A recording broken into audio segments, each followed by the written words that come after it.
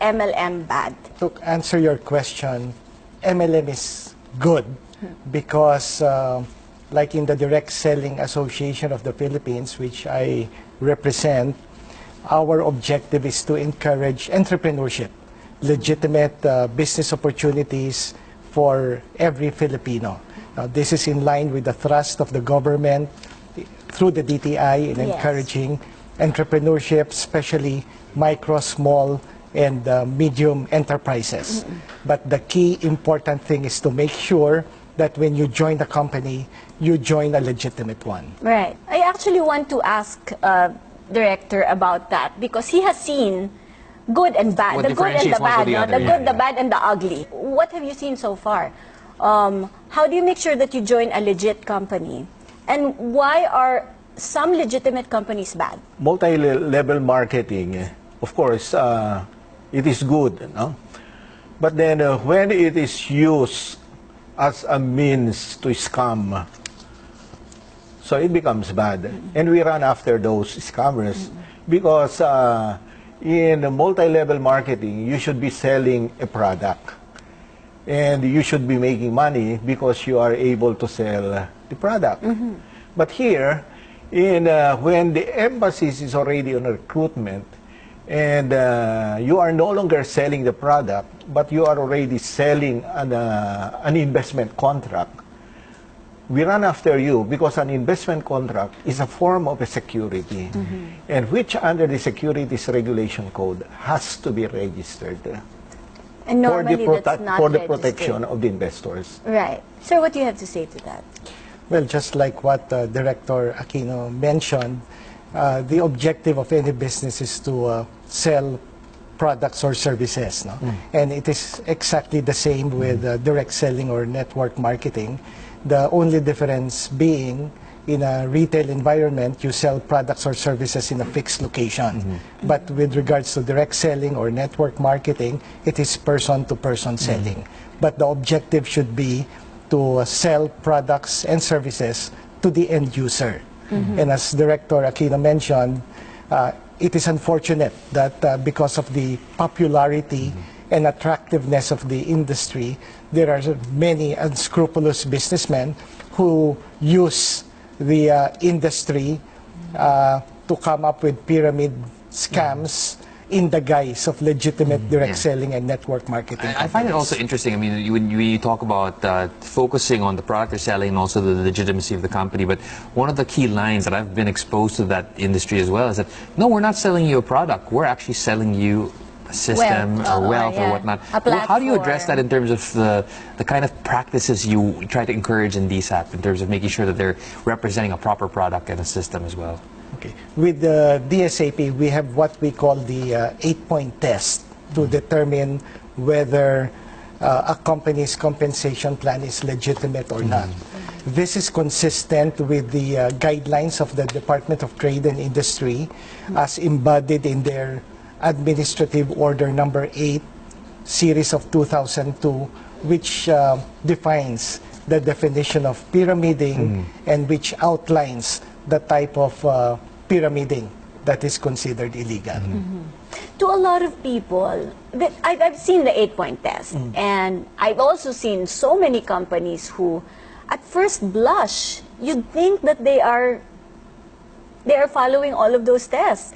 Because now, as the the area of investments has evolved, there's a gray line now. Some companies appear to be selling a product, but in fact, the emphasis is really on recruitment. So the product might be there, there's a brand, they have displays, and you actually hold it. When you buy, have you ever been? Yes, yes. Are you open-minded?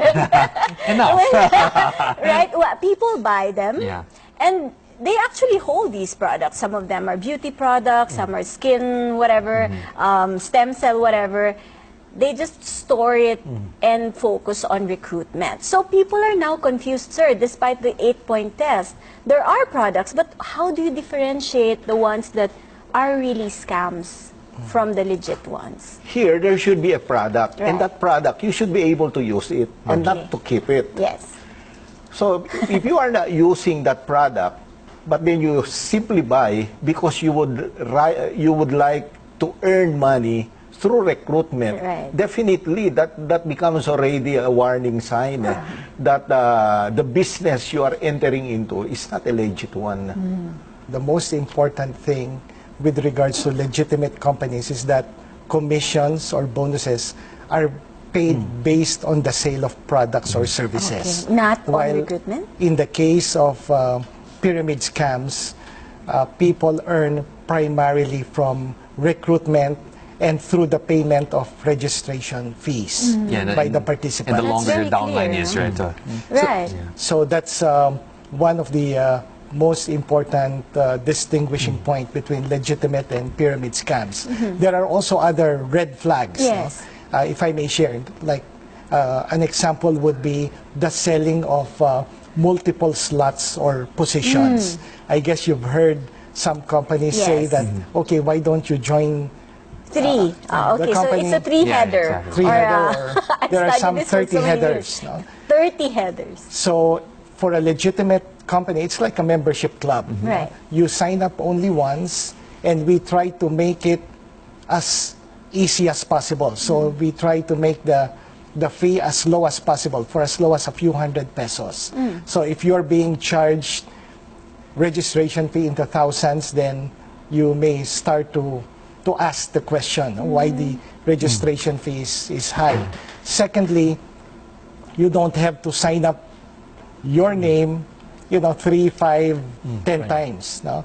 So in an interview with Chairman Herbosa, conducted by Josiah Go, Chairman Herbosa did mention that selling multiple slots is considered as an investment contract and partake the nature of securities. And should therefore go through the difficult process of registering that security with the SEC. And we all know when you want to do that, you have to give the SEC your financial statements and your cash flow and everything, all the financial documents, which will prove that the existence of your company and its health will depend on the sale of the products and not on and that's a recruitment. fiduciary responsibility already. Now, when we talk about the business perspective, for example, a first-time or want-to-be entrepreneur comes in and says, "Okay, I'm going to devote my life to this. I'm going to build my, network down the line." What really will drive them to be successful in terms of getting into a business? Is it the love for a product? Is it the kind of sector they're in? What really differentiates the successful ones for the non-successful ones? Okay, when you would like to be part of the industry, there are two major ways. One is if you have a product that you want to market, you could use direct selling or network marketing as the channel of distribution. It's a very powerful channel. No? Imagine if you are able to sign up, let's say, 100,000 people in your organization, and you have representatives in each of the 7,000 islands of the Philippines, then imagine you have like 100,000 outlets all over the Philippines, and your reach is all over the country, as opposed to coming up with a retail outlet and having to set up 100,000 stores. No? So it is a very good, powerful and cost-effective way to market products. The second option is to join an existing company. No? It's like getting a franchise of the company.